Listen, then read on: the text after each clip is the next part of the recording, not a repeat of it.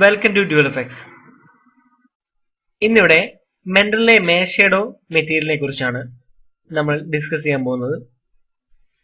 ഒരു ഇമേജിൽ 3D composition ചെയ്യുന്ന സമയത്ത് അതിന്റെ ഷേഡോയും റിഫ്ലക്ഷനും ലഭിക്കാൻ വേണ്ടിയിട്ടാണ് മേഷേഡോ മെറ്റീരിയൽ ഉപയോഗിക്കുന്നത്. ഇവിടെ അത്തരത്തിൽ കോമ്പോസ് ചെയ്ത ഇമേജ് ആണ് നിങ്ങൾ കാണുന്നത്.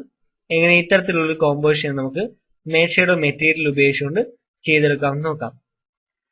ഇവിടെ കോമ്പോസിഷൻ ഞാൻ യൂസ് ചെയ്തിരുന്ന ഇമേജ് ഒരു JPEG ഇമേജ് ആണ്.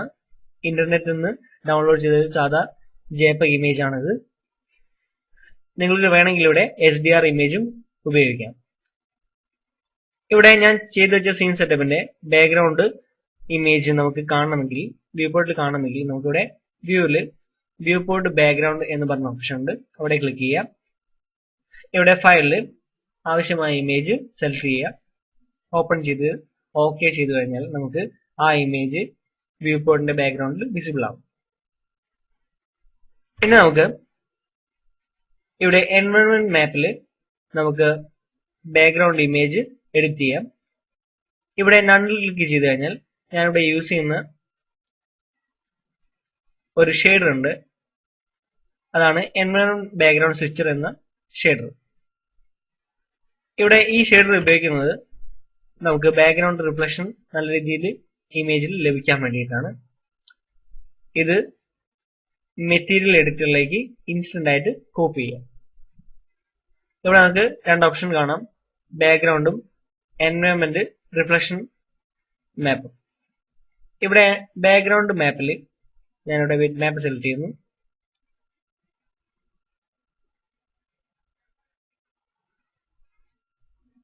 ഇവിടെ എൻവയോൺമെന്റ് റിഫ്ലക്ഷൻ മാപ്പിൽ ഞാൻ ഫോട്ടോഷോപ്പിൽ എഡിറ്റ് ചെയ്ത് വെച്ച ഈ ഇമേജ് ആണ് ഉപയോഗിക്കുന്നത്.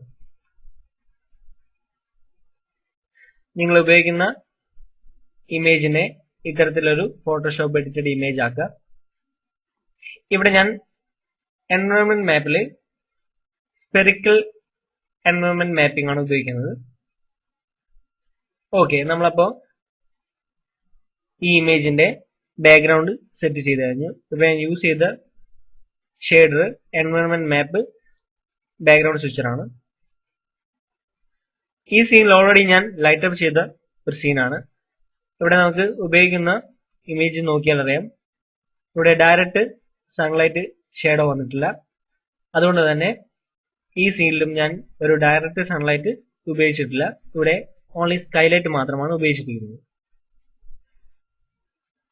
ഇനി നമുക്ക് ഈ പ്ലെയിന് നമുക്ക് മേഷേഡോ മെറ്റീരിയൽ അപ്ലൈ ചെയ്യാം.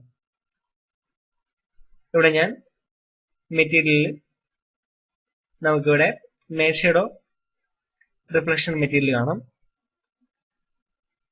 ക്ലിക്ക് ചെയ്യാം. ഇവിടെ ക്യാമറ മാപ്ഡ് ബാക്ക്ഗ്രൗണ്ട് എന്ന് പറഞ്ഞ ഓപ്ഷനിൽ നമുക്ക് നമ്മൾ ഉപയോഗിക്കുന്ന JPEG ഇമേജ് ഓപ്പൺ ചെയ്ത് കൊടുക്കാം. ഓക്കെ, ഇനി നമുക്ക് ഈ ഇമേജ് നോക്കിയാൽ അറിയാം, ഇത്തരത്തിലൊരു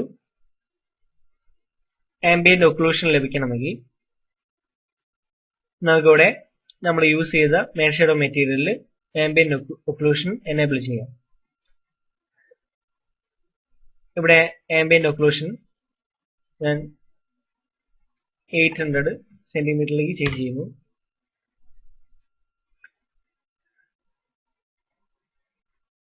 സോ നമ്മൾ മേഷേഡോ മെറ്റീരിയലും കൂടാതെ എൻവയോൺമെന്റ് ബാക്ക്ഗ്രൗണ്ടും അപ്ലൈ ചെയ്തു കഴിഞ്ഞു. നമുക്ക് ഈ സീൻ ഒന്ന് റെൻഡർ ചെയ്ത് നോക്കാം.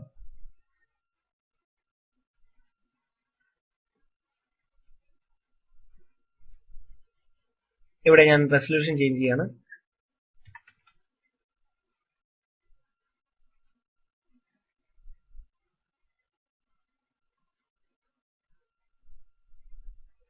ഇവിടെ നമുക്ക് റെൻഡർ ഔട്ട്പുട്ട് കിട്ടിയിരിക്കുകയാണ്. ഇവിടെ നമുക്ക് ഒരു നല്ല കോമ്പോസിഷൻ വർക്ക് കിട്ടിയിരിക്കുകയാണ്. ഇവിടെ നിങ്ങൾ നേരത്തെ ഒരു കാര്യം പറയാൻ വിട്ടുപോയി.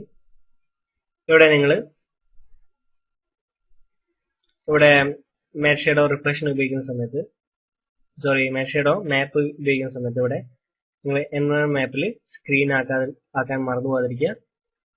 അത് ശ്രദ്ധിച്ചില്ലെങ്കിൽ നമുക്ക് മേഷേഡോ റിഫ്ലക്ഷൻ നന്നായിട്ട് വർക്ക് ചെയ്യില്ല. ഇവിടെ ഈ മെറ്റീരിയലിൽ നമുക്ക് ഒരു ഓപ്ഷൻ കൊടുക്കുന്നുണ്ട്. ഇവിടെ റിസീവ് ഷാഡോ പോലെ തന്നെ നമുക്ക് ഇവിടെ റിഫ്ലക്ഷൻ എന്ന് പറഞ്ഞ ഓപ്ഷൻ ഉണ്ട്. റിസീവ് റിഫ്ലക്ഷൻ എനേബിൾ ചെയ്താൽ നമുക്ക് ഈ കാറിന്റെ റിഫ്ലക്ഷൻ ഈ മേശയുടെ മുന്നിൽ വിസിബിൾ ആവും. കൂടാതെ അതിന്റെ റിഫ്ലക്ടിവിറ്റി നമുക്ക് എഡിറ്റ് ചെയ്യുകയും ചെയ്യാം.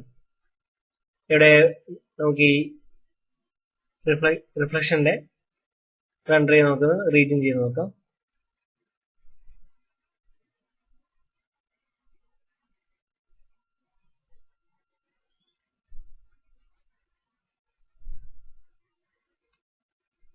ഇവിടെ ഈ ഔട്ടിൽ നമുക്ക് കാണാം റിഫ്ലക്ഷൻ കിട്ടിയിട്ടുണ്ട്.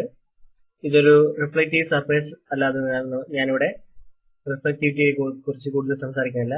നിങ്ങൾക്ക് മെറ്റീരിയലിന്റെ റോൾ ഔട്ട് നിങ്ങൾക്ക് ചെക്ക് ചെയ്യാം.